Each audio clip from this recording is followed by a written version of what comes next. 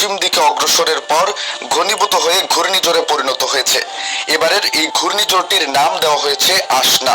এটি পাকিস্তানের দেওয়া নাম। ঘূর্ণিঝড়টি ভারত ও পাকিস্তানে আঘাত হানলেও বাংলাদেশে আঘাতের কোনো আশঙ্কা নেই। তবে এর প্রভাবে দেশে বৃষ্টিপাত হতে পারে বলে জানিয়েছে আবহাওয়া অধিদপ্তর। 1891 থেকে 2023 সালের মধ্যে আরব সাগরে মোট 3টি ঘূর্ণিঝড় তৈরি হয়। তবে আগস্ট মাসে আরব সাগরে ঘূর্ণিঝড় একটি বিরল ঘটনা।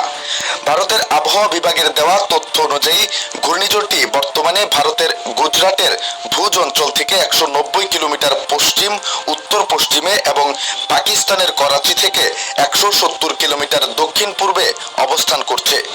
এটি আগামী 2 দিন ভারতীয় উপকূল থেকে দূরে উত্তর পূর্ব আরব সাগরের ওপর দিয়ে ওমানের দিকে অগ্রসর হতে পারে। ইতিমধ্যে ঘূর্ণিঝড়ের প্রভাবে ভারতের গুজরাট অঞ্চলে সবচেয়ে বেশি বৃষ্টিপাত হচ্ছে।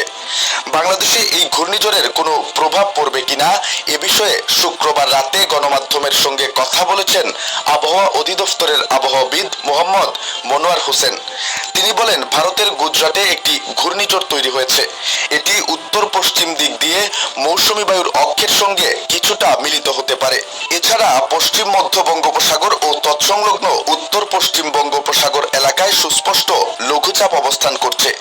এটিও ধীরে ধীরে স্থলভাগে উঠে মৌসুমী বায়ুর অক্ষের সঙ্গে মিলিত হতে পারে। দুইয়ের প্রভাবে 3 বা 4 সেপ্টেম্বর থেকে দেশের উত্তর পূর্বাঞ্চল বিশেষ করে সিলেট, ময়মনসিংহ, রংপুর ও রাজশাহী অঞ্চলে বৃষ্টি বাড়তে পারে। আবহাওয়া অধিদপ্তরের পূর্বাভাসে বলা হয়েছে, আজ শনিবার চট্টগ্রাম ও সিলেট বিভাগের কিছু কিছু জায়গায় এবং বাকি বিভাগগুলোর 2-1 জায়গায় অস্থায়ীভাবে দমকা বা ঝোড়ো হাওয়া সহ হালকা থেকে মাঝারি বৃষ্টি হতে পারে। দেশের কোথাও কোথাও মাঝারি ধরনের ভারী বর্ষণও হতে পারে। সারা দেশে আজ দিন ও রাতের তাপমাত্রা প্রায় অপরিবর্তিত থাকতে পারে। আগামী সোমবার পর্যন্ত বৃষ্টি কম বেশি একই রকম থাকতে পারে বলে জানিয়েছে আবহাওয়া অফিস। সোমবারের পর বৃষ্টিপাতের